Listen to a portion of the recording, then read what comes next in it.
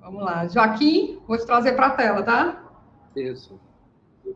Boa noite. De Tá novo. ótimo, obrigado por avisar. Às vezes pega desprevenido. Tá ótimo.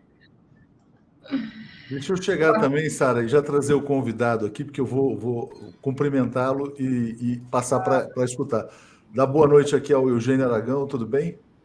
Boa noite, Leonardo. Boa noite, Sara. Boa noite, Joaquim. Para mim, uma satisfação estar aqui com vocês. É uma alegria te escutar. Bom, todo mundo conhece o Eugênio Aragão, foi ministro da Justiça. Eugênio, eu quero aqui, na verdade, agradecer a você por estar aqui conosco, mas quero passar para a escuta, porque eu estou sempre no Bom Dia 247 começando cedo. Vou passar para o Joaquim e a Sara conduzirem a entrevista, que eu tenho certeza que vai ser muito importante. Obrigado mais uma vez. Valeu. Tá bom, obrigado. Ótimo. Bom, Eugênio Aragão, muito obrigado por atender o nosso convite, por estar aqui conosco, num momento tão importante para falarmos de como vencer esse período tenebroso da nossa história, né?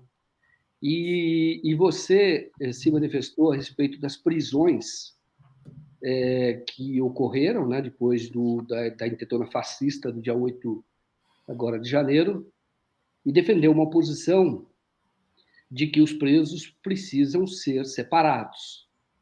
Então, eu gostaria de saber por que você acha que isto é importante, para que continuem presos, muitos deles, e que não fiquem no mesmo estabelecimento penal. Bom, Joaquim, na verdade, pode-se dizer 3 razões básicas. A primeira é que o sistema prisional do Distrito Federal está sobrecarregado. Nenhum sistema prisional aguenta receber de um taco só 1.200 presos. Por mais que alguns já tenham sido liberados, mas é avassalador para qualquer sistema prisional, né?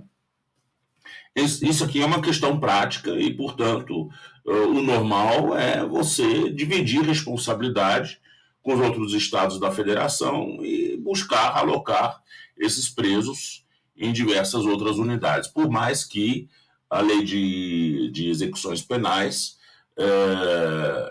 vamos dizer, ela determina que sempre que possível o preso será preso mais próximo ou cumprirá a pena mais próximo de sua família.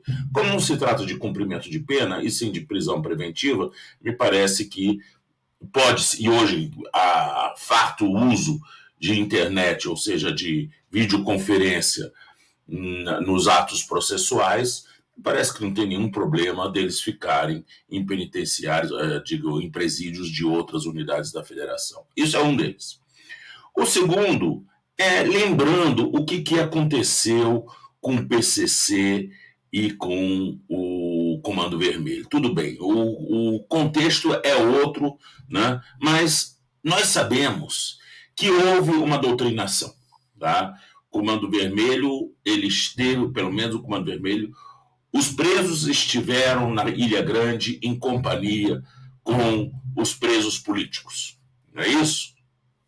E aprenderam muito com os presos políticos, sobretudo o sentimento de solidariedade, né? O seu sentimento de irmandade entre os presos. Isso fez com que, vamos dizer, o crime que se dava fora do presídio, fora da penitenciária, no caso, ele servia, sobretudo, né, dentro dessa comunidade, para financiar vamos dizer, uma prisão mais digna para os condenados, né? Através vamos dizer, da corrupção de agentes penitenciários, através da compra de bens de primeira necessidade, né? Foi assim que começou. E deu no que deu, tá? E olha que nós estamos falando aqui de uma doutrinação que é uma doutrinação para a solidariedade. Não estamos falando de uma doutrinação para a destruição, tá? Foi uma doutrinação socialista que eles receberam. Mas isso aqui é contado de várias formas em várias obras, né? Esse início do Comando Vermelho. E por isso mesmo, Comando Vermelho.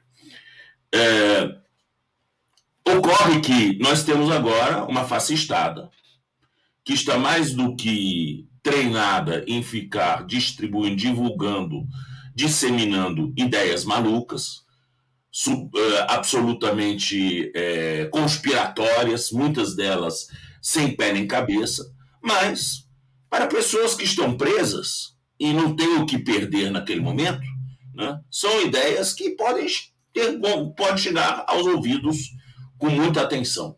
Tá? Então, juntar os dois na verdade, você aumentar, né, a disseminação dessa doutrina. Né? Então, eu acredito que esse é o terceiro ponto. Né? Não vale a pena a gente... Esse é o segundo ponto. Não vale a pena a gente correr esse risco. Não é isso? Portanto, me parece que o ideal, né, seria de você ter condições de colocar essas pessoas realmente também separadas de si. Agora, a terceira razão, porque juntas elas vão continuar confabulando. Né? Você não corta o vínculo. Você vai, na verdade, fortalecer esse vínculo através de um vínculo de cooperação dentro da cadeia. Né? O ideal seria, portanto, essa descentralização. E, certamente, há alguns entre eles que são mais perigosos.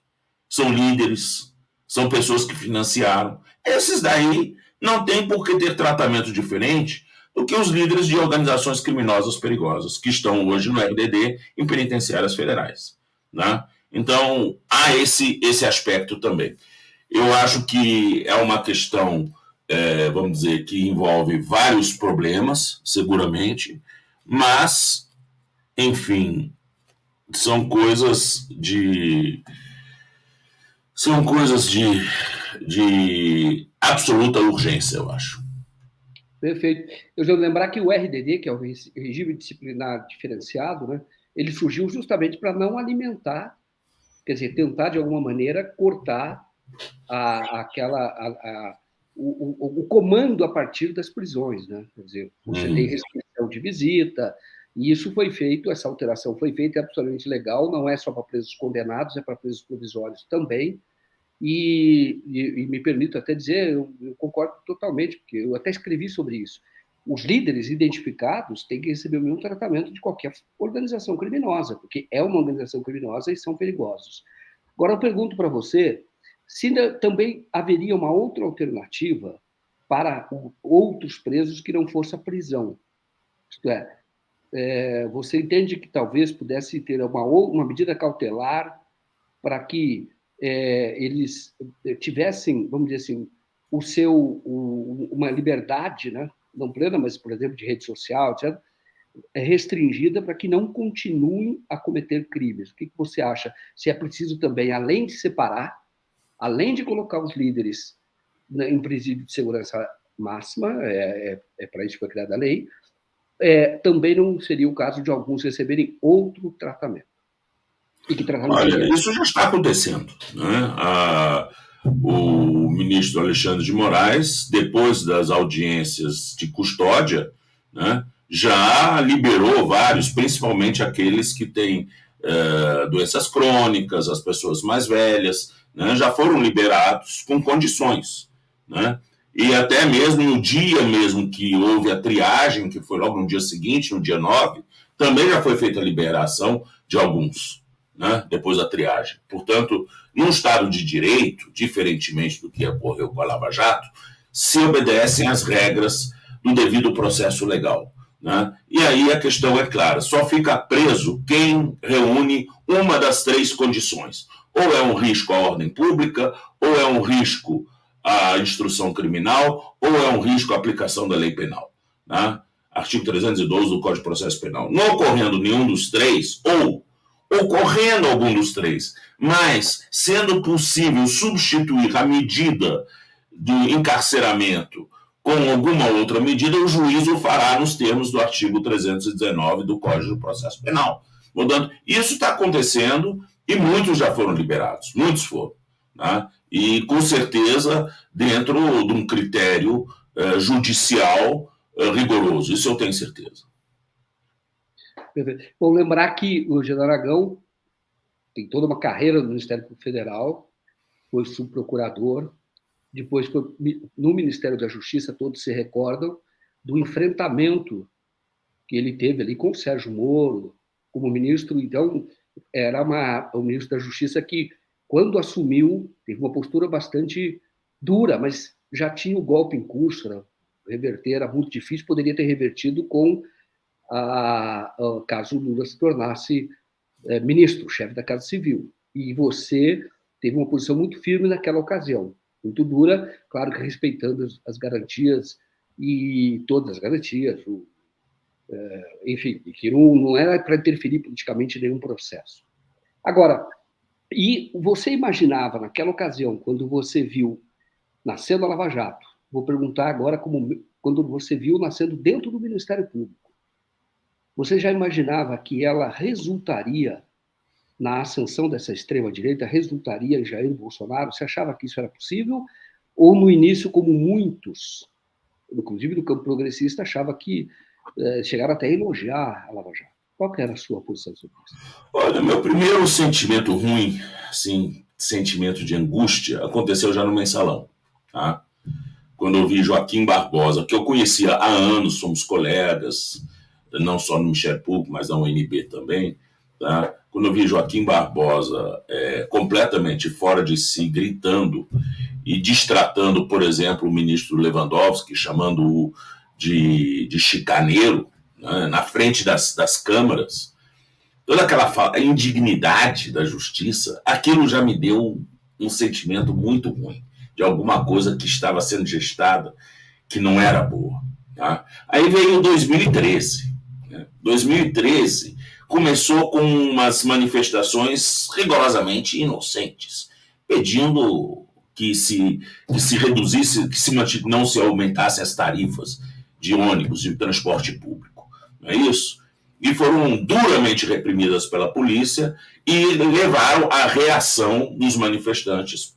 Vamos dizer, talvez uma coisa que aconteceu pela primeira vez na história do Brasil é de que manifestante não aceitou levar porrada da polícia e foi para cima e acabou levando mais porrada ainda, né? E isso acabou se alastrando pelo país sem pauta específica, Era simplesmente uma insatisfação com a brutalidade policial de reprimir uma manifestação pacífica, né? Isso era o início. Depois, aí a coisa começou a desandar com os famosos black blocs e coisas do gênero, né? E levou realmente a uma esculhambação de invadirem o Ministério das Relações Exteriores, quebrarem vidraças e coisas muito parecidas com o que a gente viu agora, né? Ali já tinha uma clara tendência que tinha algo de estranho acontecendo nessas manifestações. Quando nós vamos ver em agosto, quando o Congresso Nacional pauta a PEC 37, que é aquela PEC que o Ministério Público estava chamando de PEC da impunidade, porque reservava à polícia a investigação criminal, não é isso? Ou seja, uma questão absolutamente corporativa que não tinha substância, né, para um grande movimento de descontentamento, a não ser daquela corporação que se sente lesada na sua importância em perder esse instrumento estratégico de atuação que serve para alavancar as suas prerrogativas, né? Então, quando começou essa coisa de PEC 37, PEC da impunidade, contra a corrupção, né? Aí eu disse assim, bom, aqui tem. Essas manifestações são claramente induzidas. Era uma revolução colorida brasileira que estava em curso. Claramente. Isso não tinha, porque não era uma coisa espontânea. Um repórter perguntou para um dos manifestantes em frente ao estádio, lá em Fortaleza, né? Perguntou para ele, mas você está aí se manifestando por quê? E contra quê? Disse, eu estou me manifestando contra tudo que aqui está. Disse, tudo que contra aqui está, você pode definir o que é tudo contra aqui está? Aí ele disse assim, tudo que é contra aqui está é muito grande para ser definido. Bom, era isso que estava na boca do povo. Eles mesmos não sabiam o que eles estavam fazendo. Aí veio a Lava Jato para, na verdade, direcionar o curso dessa energia, né? Claramente para derrubar o governo da Dilma e claramente para levar Lula para a cadeia. Desde o início da Lava Jato, o objetivo era botar Lula na cadeia.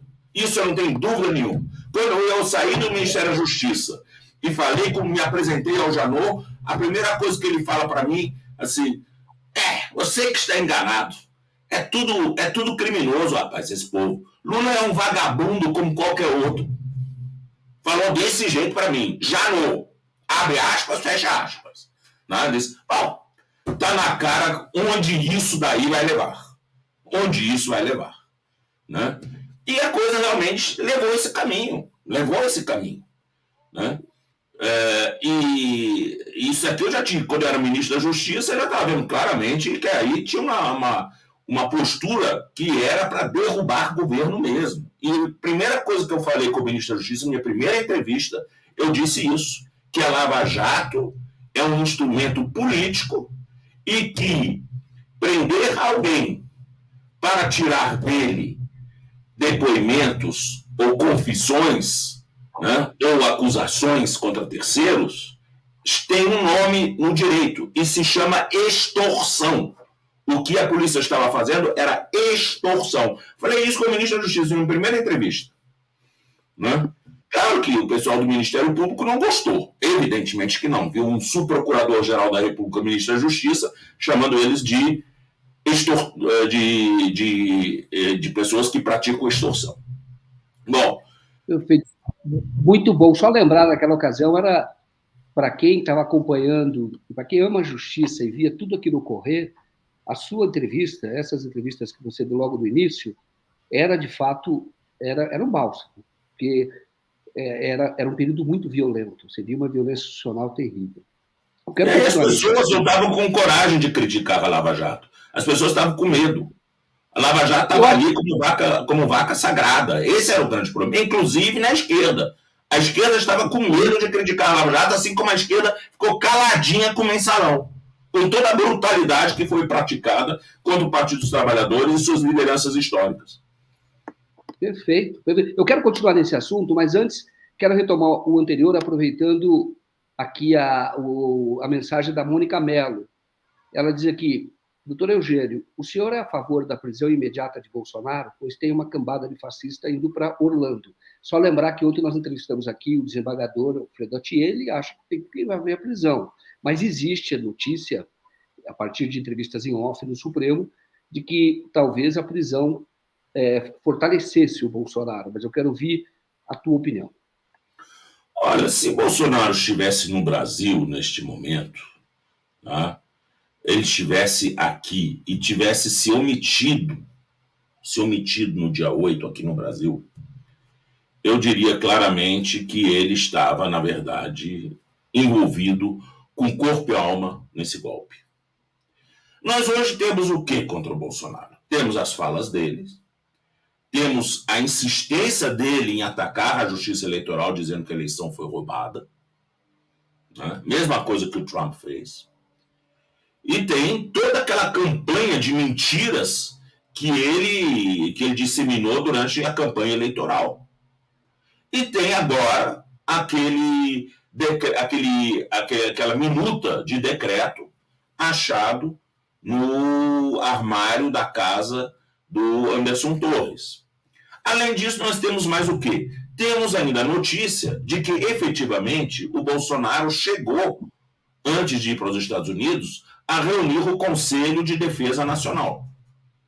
Ele reuniu o Conselho de Defesa Nacional e levou um não do comandante do Exército. Né? Bom, pegando todos esses caquinhos juntos, todo esse quadro geral, o que você pode dizer é o seguinte: sim, Bolsonaro trabalhou para o golpe. Trabalhou claramente para o golpe. Ele só não teve sorte porque o comandante não queria ir tão longe. O comandante teria dito: serão 2 meses de alegria e 20 anos de chateação. É isso que ele teria dito. E, então, isso daqui foi, vamos dizer, foi um banho de água gelada que o Bolsonaro levou. Mas a minutinha estava pronta e estava sendo submetida, certamente, ao Conselho de Defesa Nacional, porque aquela minuta, para ela passar, né, aquela minuta do Estado de Defesa, ela tem que passar pelo Conselho de Defesa Nacional e depois pelo Conselho da República. Então, ele já estava no iter criminis, significa no caminho do crime, porque ele já estava submetendo aquilo no Conselho de Defesa Nacional. Né? Não é mais ato preparatório. Aqui já é o começo do ato para praticar o crime. E foi interrompido de um jeito que não era da sua vontade, porque foi o general que não quis participar dessa aventura. Então, nós podemos dizer, sim, houve um golpe tentado por parte de Bolsonaro.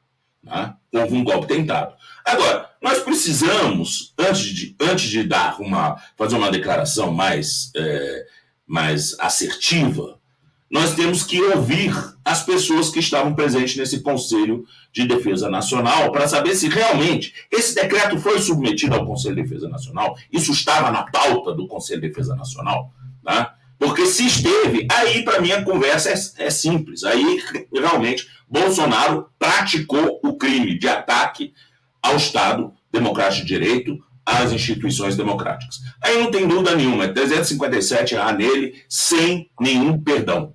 Tá? Mas a gente precisa olhar esse aspecto ainda para ter certeza. Por quê? Porque a prisão preventiva ela exige um mínimo de indício de autoria, ou seja, algum tipo de certeza da autoria. E nós não temos essa certeza por todos os seus elementos, por mais que indiciariamente, pegando um fato aqui, um fato ali, você tem um quadro, vamos dizer, que não é nada favorável ao Bolsonaro, nada favorável. Tá? Bom, a questão política, se é para prender Bolsonaro, não é para prender Bolsonaro, eu acho que isso deveria nos preocupar menos. Tá? Nos deveria preocupar menos, porque eu acho que nós já nos preocupamos demais, né? Já tivemos muitos dedos, né, de medo, né? Ficamos cheios de dedos com os abusos feitos na Casa da Morte durante a ditadura militar, com tortura, com mortes, com desaparecimento, e nós sabemos muito bem a que isso levou. Nós conseguimos, em 1988, aprovar uma Constituição que dava um roteiro para a redemocratização do Brasil. Tá? Dava um roteiro. Esse roteiro foi seguido à risca até o governo Dilma. À risca. Tá? O governo Fernando Henrique Cardoso, mesmo o governo Collor, o governo Itamar Franco, o governo Fernando Henrique Cardoso, seguiram essa pauta. Né? Claro, não necessariamente de uma forma progressista, as interpretações sempre as mais variadas, houve enormes omissões, né, vamos dizer, na obrigação de legislar, no dever de legislar, por exemplo, a questão da demarcação de terras indígenas foi um escândalo, né, porque a Constituição deu 5 anos para demarcar todas as terras indígenas e se passaram 20, 30 anos e ninguém demarcou terra indígena coisíssima nenhuma. Né? Então, isso daí é escandaloso. Mas, bem ou mal, se tentava ir por esse roteiro, que era um roteiro da conciliação, era um roteiro em que se incluíram tanto forças retrógradas, né?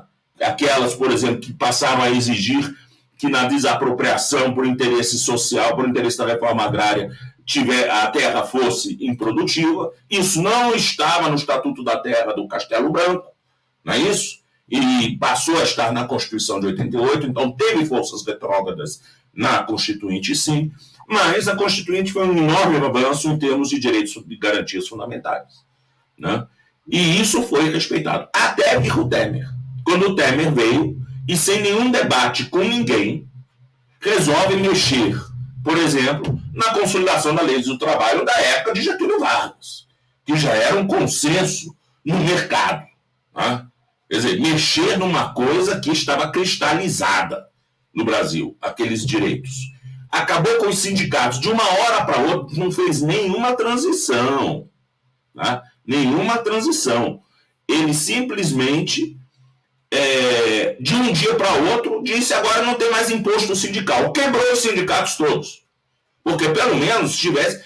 Veja bem, a CUT sempre foi contra o imposto sindical e contra, vamos dizer, esse apego estatal dos sindicatos. Isso aqui era uma pauta. Isso era uma pauta da esquerda. Agora, claro que você não pode fazer isso de uma hora para outra. Você tem que ter uma regra de transição para que os filiados venham a contribuir voluntariamente para os sindicatos, né?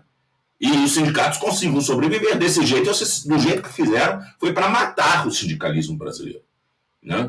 Então, isso daí, evidentemente, foge ao roteiro da Constituição de 88, né? E isso foi o Temer. Bom, o que veio depois, ali se abriu as portas do inferno, não é isso?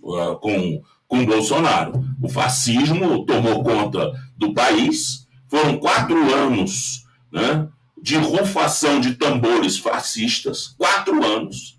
Eu não sei como é que a gente aguentou isso. E nós ficamos quietos, na boa, nós não fizemos o que eles fizeram, né? Com todos os absurdos que Bolsonaro fez. Nossas críticas foram sempre dialógicas e foram críticas retóricas.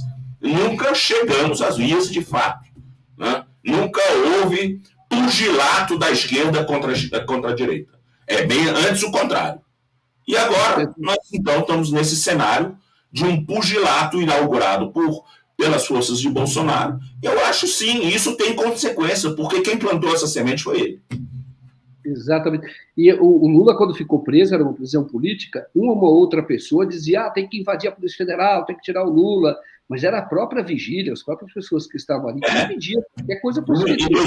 Em 2016, tem quem me sugerisse, tire essa droga dessa Força Nacional da Esplanada dos Ministérios e deixa o povão invadir esse Congresso e dar uma porrada nesses parlamentares que estão querendo aprovar com o impeachment.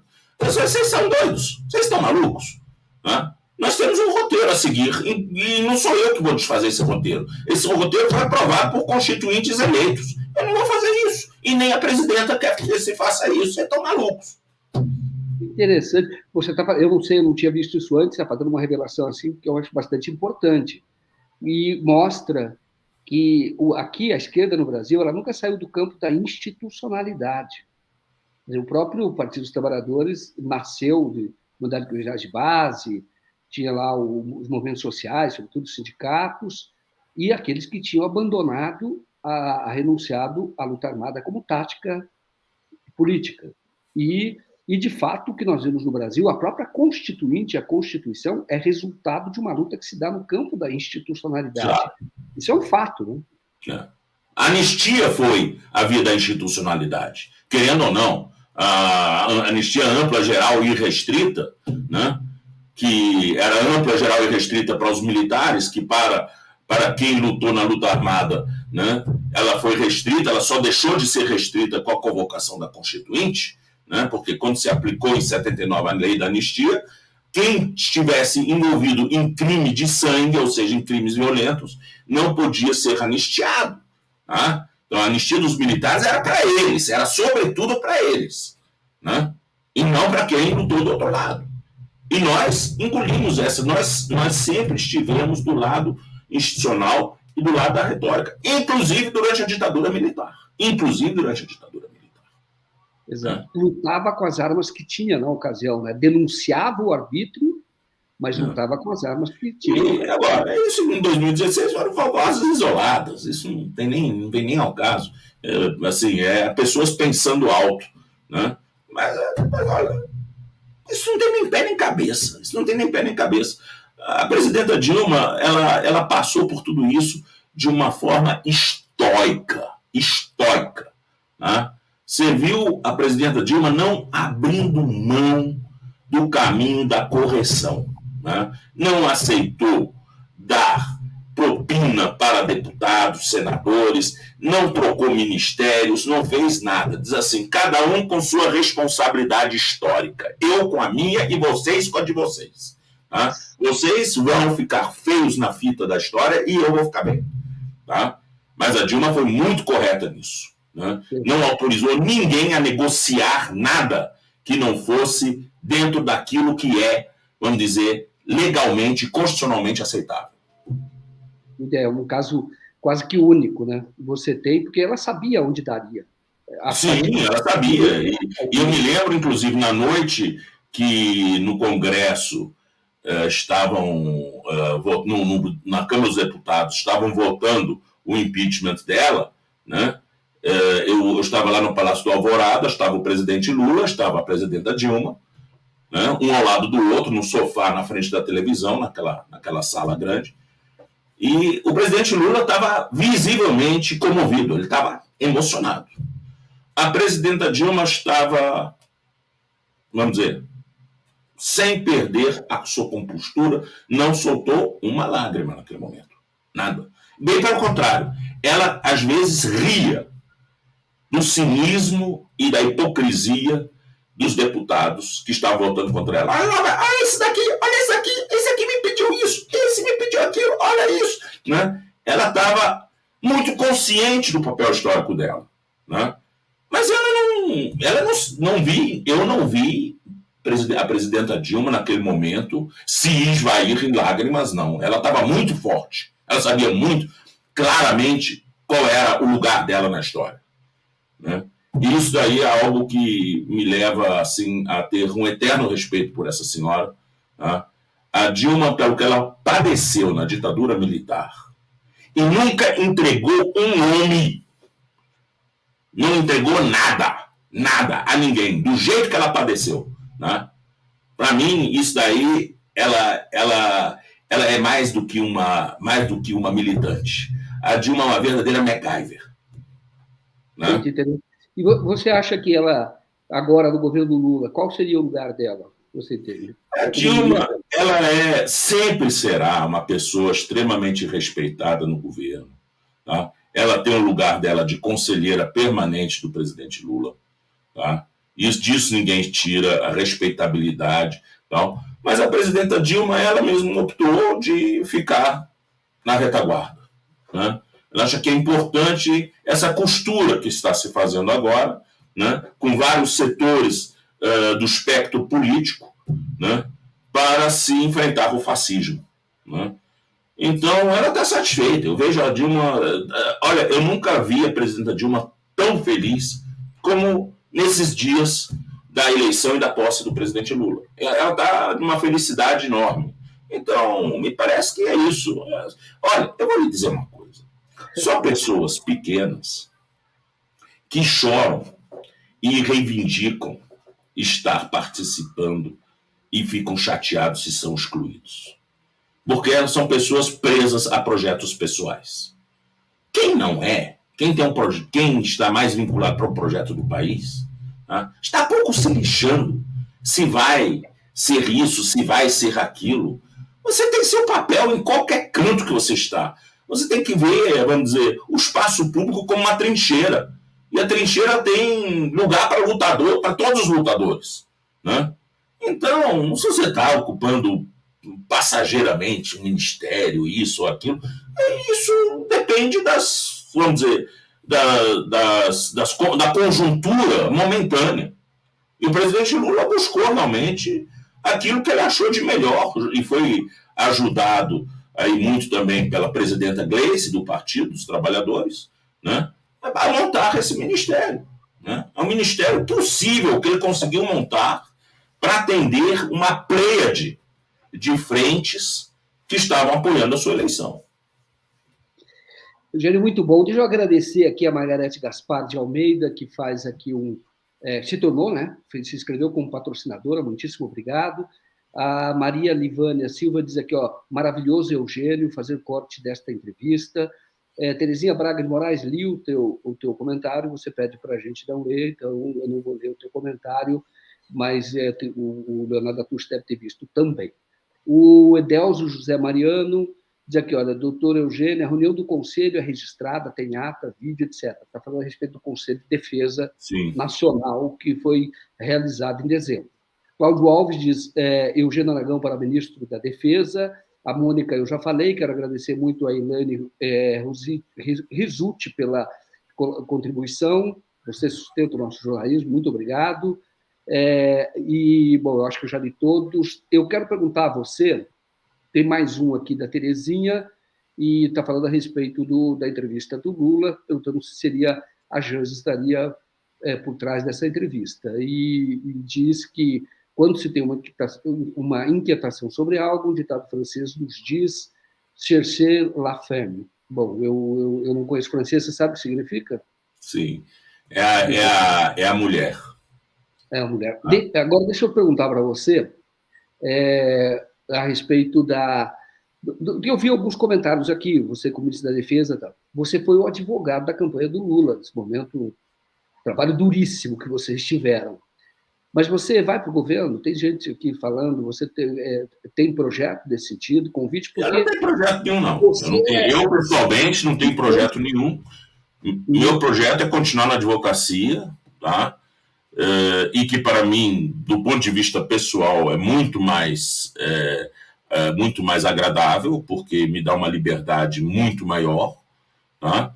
E não se esquecer que eu tenho um monte de filho, um monte de neto para cuidar, né? São 6 filhos e 7 netos, então eu tenho razão de gostar de advogar, né?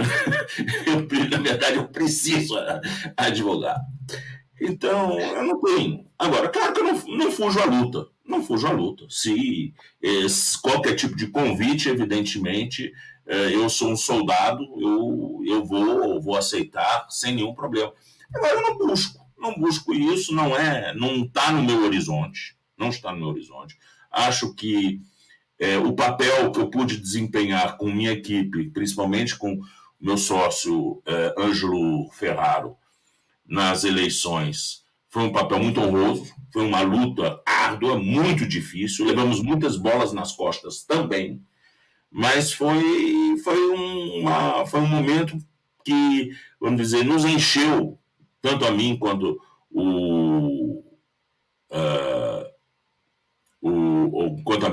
quanto ao Ângelo e a equipe toda, nos encheu de motivação. Então, eu estou muito satisfeito com o papel que eu desempenhei, né? E muito menos, aí eu vou lhe dizer, o Lula seria um doidão se me colocasse no Ministério da Defesa, né? Hoje mesmo eu resolvi tirar o meu quadro do Lenin aí atrás e botar essas florzinhas, porque o povo estava dizendo que o quadro do Lenin estava pegando mal. Então vocês imaginam botar um sujeito desse no Ministério da Defesa, ele só pode ser visto como provocação. Vamos convir. Você sabe que eu vi na mesa do Paulo Freire, ele tinha 2 bustos. Um era de Lenin e o outro era um crucifixo, era Cristo. Os 2. Ele deixava em cima da mesa dele. Muito interessante. Ele deixava o busto dele. E era uma síntese, mais ou menos, do que ele pensava. Eu tenho 2. Eu tenho um busto do Lenin, de um lado, e tenho aquela figura lá, dos Minions, como é aquele mal-humorado lá, aquele você tem aquele aí do lado também. Só essas duas são os que me inspiram, né? O malvado favorito. Então eu tenho esse. Tem o Lenin e tem um malvado favorito em cima da minha mesa. Dependendo do dia, eu sou mais Lenin, dependendo do dia, eu sou mais malvado favorito. Mas nada a ver com o apelido que foi dado ao Cunha naquela ocasião, né? Meu malvado favorito. Não, cruz credo. Isso aqui é maldade com o malvado favorito dos Minions. Exatamente. Bom, gostei. A Sara gostou. Está aqui rindo bastante. Eugênio, agora eu vou entrar e você fica à vontade para responder ou não, porque isso é uma possibilidade. É uma possibilidade que eu vou dizer agora. Você vai ter um procurador-geral a partir de agosto. Você fez parte da carreira. Nada mais natural, ministro da Justiça, tem currículo.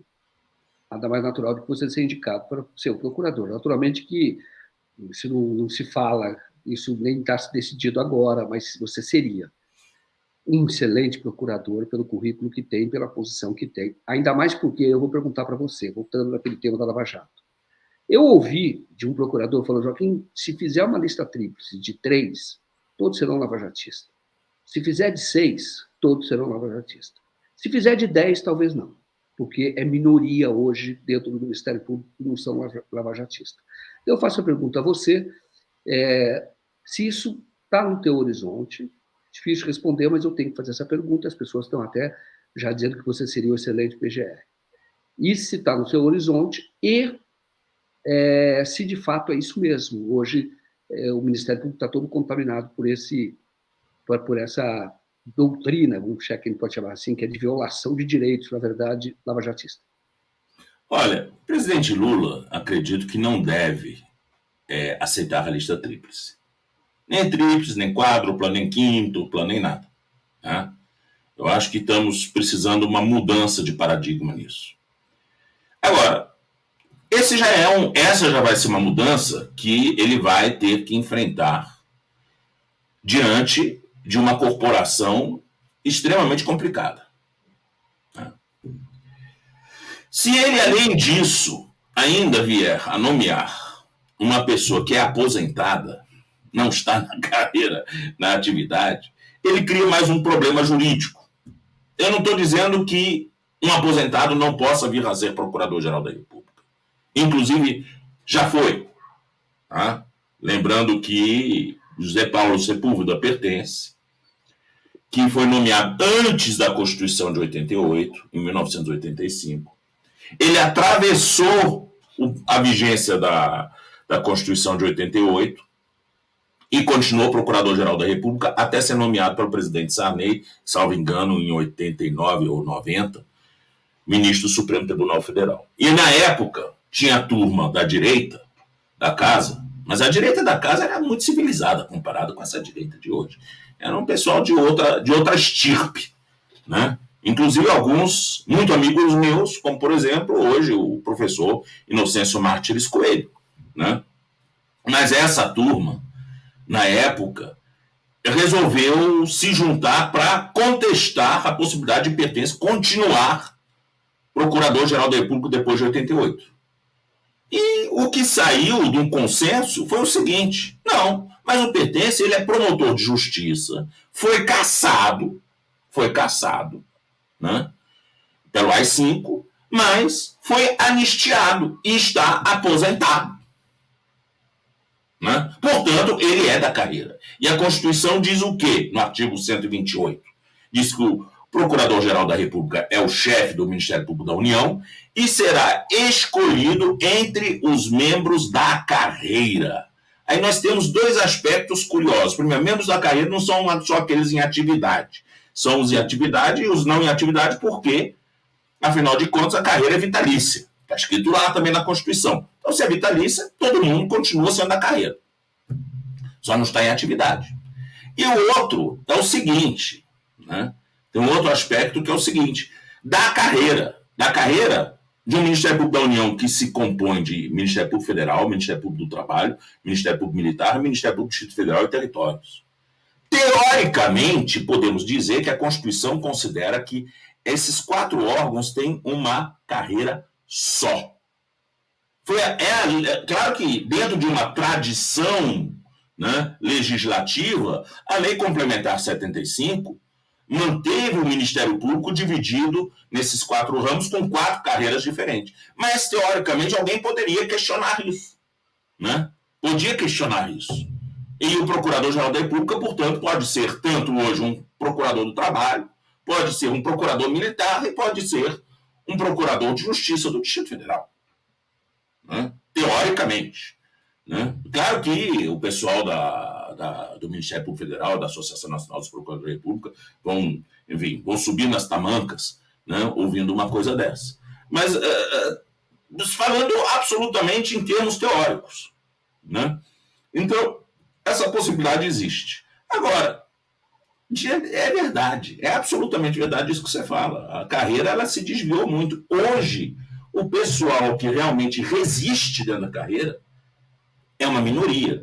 Engordou um pouco essa minoria, por quê? Porque a revolta, mesmo de lavajatistas, contra o atual Procurador-Geral da República é tão grande que até eles se renovaram e fizeram também movimento contra os atos golpistas na campanha e depois da campanha.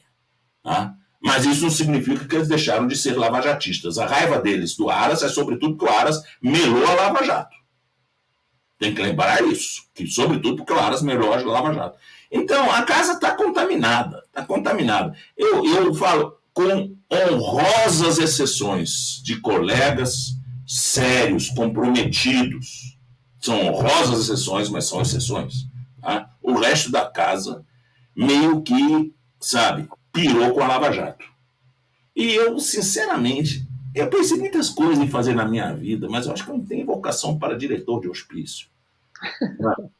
Então, sinceramente, não sei se era exatamente o que eu gostaria de fazer da minha vida, principalmente tendo em consideração tanto de outras atividades que eu tenho na minha vida também. Não sei.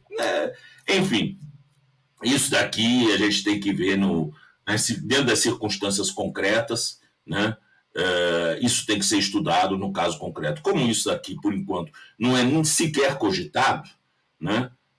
Isso daqui, enfim, deixa isso para lá. Muito bom. Lembrando que qualquer que seja o procurador, tem que ser alguém com disposição para enfrentar. Não, a primeira coisa é mexer na Lei Complementar 75. Isso é a primeira coisa. Né? Porque hoje o Procurador-Geral da República, ele é a rainha da Inglaterra. Né? Quem manda na instituição é um conselho superior que é eleito pelos colegas. Né? E claro que os conselheiros fazem aquilo que os colegas gostam de ouvir. Né? Então, na verdade, o corporativismo tomou conta da casa. Eu acho razoável que se tenha representações da classe dentro do órgão máximo da instituição, mas ela não pode ser absoluta, essa representação da classe. Né? Eu acho que seria muito bom que a lei complementar viesse ser alterada para se colocar uma maioria de membros natos lá dentro. Então, por exemplo, coordenadores das câmaras de coordenação e revisão, né? O Procurador Federal dos Direitos do Cidadão, né? Colocar como membros natos e colocar três eleitos, que são qual? Um representante do primeiro grau, dos procuradores da República de primeiro grau, um dos procuradores regionais da República e outro dos subprocuradores gerais da República. Né? E pronto, e acabou, sabe? E deixar. Aí o povo diz assim, não, mas aí é um problema, porque se um dia a direita... Gente, nós temos que pensar sistemicamente. O Ministério Público nunca e jamais será uma bolha, né, fora do processo histórico. Né? Se a gente eleger um presidente ruim, vagabundo, né, ele vai colocar um procurador-geral da República ruim e vagabundo. Se você tiver um presidente bom, consciente do seu papel histórico, consciente das suas prerrogativas e dos seus deveres constitucionais, ele vai colocar um procurador-geral da República decente, correto, e que vai fazer o que deve fazer. Né? Independentemente de lista tríplice. Né? Você dizer que só os procuradores devem eleger para não se contaminarem por esses vícios da política, é você querer dizer que a política é sempre ruim. E isso daí, para mim, é a semente do fascismo. Isso é a semente do fascismo. Nós somos os bons, nós vamos escolher o Procurador-Geral da República, porque os fascistões, porque os políticos não sabem escolher. Né? Não sabem escolher. Então, eu acho isso errado. A gente tem que dizer o seguinte, o Ministério Público vai ser bom se o governo for bom. O Ministério Público vai ser ruim se o governo é ruim. Isso não significa que o governo vai interferir no Ministério Público. Significa apenas que o governo vai moldar o Ministério Público através da sua chefia. É isso. Né? E ele não tem por que achar que isso está errado. Isso está certo. Isso é democracia. Infelizmente, isso é democracia. Né? A democracia exige do eleitor consciência em quem que ele está votando. Né? Se ele está votando um sujeito que não presta, ele não pode depois reclamar que o Procurador-Geral da República também não seja exatamente a sua figura ideal. Né? Mas eu tenho certeza que o presidente Lula saberá escolher alguém fora da lista, decente, e que não seja uma pessoa a quem ele tenha que pedir faça esse favor, faça aquilo, porque não é do jeito do presidente Lula. E também porque, se ele escolher a pessoa certa, ele não precisa dizer isso. A pessoa certa sabe como se conduzir dentro dos desafios históricos. Né? Eu sempre cito aí como exemplo o ministro Teori Zavascki. Né? Teori Zavascki foi escolhido pelo presidente Lula, na época, por sugestão do Luiz Carlos Sigmaringa Seixas e do companheiro Genuíno. Né? E o Teori sempre foi uma pessoa decente. Ele pode ser uma pessoa com uma visão, às vezes, mais conservadora, às vezes mais progressista, mas ele sempre foi uma pessoa correta e decente. Jamais alguém teria que pedir a ele, por favor, faça isso de forma correta. Se você tem que pedir isso para uma pessoa, é porque a pessoa já tem seus desvios. Não é isso? Então, eu acho o seguinte, a escolha, ela vai ser boa, porque eu sei que o presidente Lula tem todo o esforço em fazer desse governo um governo decente e uma marca histórica. Perfeito. Eugênia, a Regina Gomes pergunta, Joaquim, quando o Lula pode substituir o atual PGR? É agosto, não é isso? Não, setembro. Em agosto começam as conversas, não é isso? Na verdade, porque julho vai ser o recesso do judiciário, né? Suponho que a NPR vai fazer uma eleição em junho, vai fazer, certamente vai, isso faz parte também do seu papel, e vai submeter de junho para agosto a lista para o presidente da República. Se ele vai acolhê-la ou não, isso é uma questão do presidente da República. E eu achei sempre o seguinte, e falei isso já para várias pessoas, inclusive entre essas que estão hoje com responsabilidades no governo. Tá? Sempre disse o seguinte, o presidente da República tem a prerrogativa e o dever constitucional de escolher o Procurador-Geral da República. Ele não pode delegar isso a uma corporação. Por quê? Porque a Constituição não entrega a essa corporação qualquer tipo de legitimidade política. A legitimidade que uma corporação de funcionários públicos tem, ou melhor, a carreira de funcionários públicos tem, é uma legitimidade meramente burocrática, no sentido weberiano.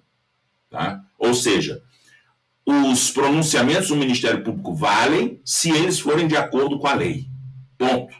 É isso que dá legitimidade àquilo que o Ministério Público faz. Mas o Ministério Público não tem voto. Não tem legitimidade política. Tem legitimidade meramente burocrática. Tá? Então, mas o papel do Procurador-Geral da República é um papel politicamente sensível, porque ele questiona, por exemplo, a constitucionalidade das leis. Sim. Ele pode ser um problema para o presidente da República, como foi, por exemplo, o doutor Aristide Junqueira Alvarenga, para o Collor de Mello. Não é isso? Então, dado esse peso político inegável que o Procurador-Geral da República tem, a sua legitimidade política advém daquela do presidente da República, que lhe empresta um pouco da sua legitimidade política para nomeá-lo. Né? É isso que faz o Procurador-Geral da República ter a legitimidade política. Como eleito pela casa, ele não tem legitimidade política nenhuma. É um mero burocrata. É um burocrata. Então, isso eu acho que é uma coisa muito importante. E, além do que, a história mostrou, né? O presidente tem que escolher um Procurador-Geral da República que seja previsível, sobretudo previsível. Né? Porque colocar ali uma pessoa que ele não conhece, mas que a classe achou bonito de colocar lá, né? Sempre saiu em tragédia. Dá tragédia. Deu tragédia de Mensalão, deu tragédia de Lava Jato. Né? Então, a receita da história mostra que esse caminho está errado. Esse caminho está errado. Sim. Então, a gente não tem que repetir. Afinal de contas, é o destino do presidente da República que está na mão dele. E ele vai abrir mão disso. Claro. E outra coisa, o procurador escolhido pela corporação, ele deve lealdade à corporação. Esse é o problema. E a soberania popular. O presidente foi eleito. Veja o caso de Rodrigo Janot. Veja o caso de Rodrigo Janot. Eleito, na época, com a eleição mais fabulosa que já teve, de 800 votos. Tá? É verdade que o Rodrigo Janot contratou do bolso dele, tá? Até assessoria de imprensa para fazer campanha. Coisa que até então ninguém tinha feito. Tá? Fez campanha mesmo para ser Procurador-Geral da República. Tá? E ele tinha um compromisso político conosco. Tinha um claro compromisso político. Eu cheguei a apresentá-lo ao companheiro José Dirceu, cheguei a almoçar e jantar com ele e companheiro genuíno, né? E as conversas dele não tem nada a ver com aquilo que ele praticou depois. Para o genuíno, inclusive, ele falou, olha, é tão injusto isso que estão fazendo com você, que se eu for procurador-geral da República e alguma coisa lhe acontecer, você pode contar comigo, você fica aqui na minha casa. Que coisa. Tá? E logo depois, 20 dias depois de tomar posse, ele pede a prisão do genuíno. Tá? Então, quer dizer, a gente sabe que essas coisas, infelizmente, acontecem dentro de um, vamos dizer, de um quadro não ideológico no sentido das pessoas saberem o que faz, mas oportunista da política. É um oportunismo puro. Né? Porque ele queria estar bem com os 800 moleques que elegeram ele. Queria estar bem. É isso. Bom. Muito bom. Eugênio, a gente vai terminar. Eu tinha tanta pergunta. A entrevista está excelente. Eu estou olhando aqui e vendo muita novidade, a forma que você tem colocado. Muito importante mesmo. Deixa eu chamar a Sara aqui para a gente fazer o encerramento, e aí eu te passo a palavra para você encerrar por causa do horário. Mas, olha, vem mais vezes aqui. Pode contar comigo. Vem mais vezes. Eu tenho vários assuntos, e aí eu acho que nós estamos falando hoje de uma instituição central na democracia. É verdade. Central, porque desestabilizou a nossa democracia. Sara, passo a palavra, então, para ver se você quer fazer algum comentário, alguma pergunta, e depois o encerramento do Eugênio Aragão, foi ministro da Justiça, subprocurador, e uma pessoa capacitada, um quadro de Estado, sem dúvida nenhuma. Eu estava cheia de perguntas também, mas eu tenho que confessar, quando o ministro falou da Dilma, aí eu me abalo um pouco. Eu sempre fico emocionada quando eu escuto falar sobre a força da Dilma. Acho uma mulher incrível. Sou muito fã dela. Tem um desenho do João Pedro para mostrar aqui, mas tem algumas mensagens do chat. A Rose fala assim, eu concordo com o Joaquim, estamos dando troco para a Rede Globo. Depois de tudo, mostramos que não temos medo. É sobre um debate acerca da primeira entrevista exclusiva, da primeira entrevista do Lula ser uma exclusiva para a Globo News, né? A Renata está brincando com essa história do malvado favorito, que é muito inusitado, Lene e meu malvado favorito. Ela fala assim, seria o PGR favorito. Achei muito bom, né? Muito bom. O Rogério de Andrade... Aliás, o nome do malvado favorito, agora que eu lembrei, é Gru. Gru. É o Gru. É muito inusitada essa mistura. O Rogério fala assim, Eugênio Aragão pode ser um excelente ministro da Defesa. A Porcina Frota fala, Eugênio Aragão para ministro da Defesa já, olha aí. Só se for o Gru. Mas tinha, né, Joaquim, na referência, teve uma referência de jornalismo político sobre meu malvado favorito, que eu não lembro, mas era alguém de extrema direita, né, que tinha feito uma brincadeira assim, se fulano é malvado, é meu malvado favorito. Esse deve ser o Eduardo Cunha, né? É o Cunha, da época que falava isso. O pessoal do MBL falava isso na ocasião. É a tristeza desses caras se apropriarem de figuras tão interessantes como o Gru. Eles se apropriaram até da bandeira nacional, fazer o quê? Quanto mais o Gru. É verdade, se apropriou de tudo. Deixa eu mostrar aqui o desenho do João Pedro. Deixa eu ver aqui. Olha, João Pedro disse que gosta muito, ele sempre faz essas homenagens, né? E ele fala assim, o Eugênio é muito legal. Que legal. Obrigado. Depois eu vou querer ter essa caricatura minha. É muito bonito. Bacana. Você pode mandar para o Sara, mandar para a Rosa, né? É legal. Mas é isso. Passa a palavra, Eugênio, para você fazer o encerramento. Já estamos estourando o horário. Mas eu que quero agradecer a vocês. É sempre uma grande satisfação poder debater com vocês aqui esses assuntos que estão realmente, vamos dizer, dominando o debate político nacional. E eu tenho certeza que esse é um dos melhores. Eu acompanho muito o seu programa e, para mim, é um dos melhores programas que nós temos aqui no 247, claro, tem outros que são muito bons também, mas esse seu eu sempre gosto de assistir com muito entusiasmo. Então, claro, que eu me coloco à disposição, para mim é uma grande honra estar aí com você. Tá ótimo. Muito obrigado, Eugênio Aragão, obrigado, Sara, obrigado, comunidade. e continuo com a programação do 247. Um abraço para você, Eugênio. Muito obrigado mais uma vez. Tchau. Um abraço.